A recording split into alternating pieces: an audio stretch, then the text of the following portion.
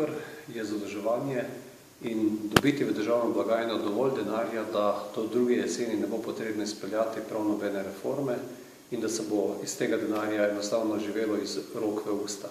Mi takšni politiki nasprotujemo, prepričani smo, da bi bilo potrebno resno in odgovorno stopiti na pot sprejetja strukturnih reform, na osnovi česa bi Slovenija tudi dobila denar po sprejemljivih cenah.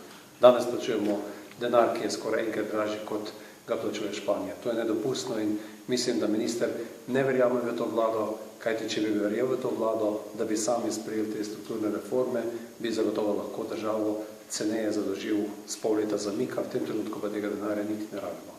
Bi se vi, oziroma ste se morda kdaj zadolžili, pod kakšnimi pogoji, pod kakšnimi se zadolžuje Slovenija? Ja, vsakdo, ki gospodari, se kdaj tudi zadolži in takrat, ko se zadolžiš, moraš vedeti, kako boš to vrnil. Mislim, da tisti, ki danes Slovenijo zadolžujejo, se ne zavedajo, kako težko bo ta denar vrniti in koga se zadolžujejo, se pravi naše otroke. Imajo sploh v mislih to, da bo ta denar treba vrniti?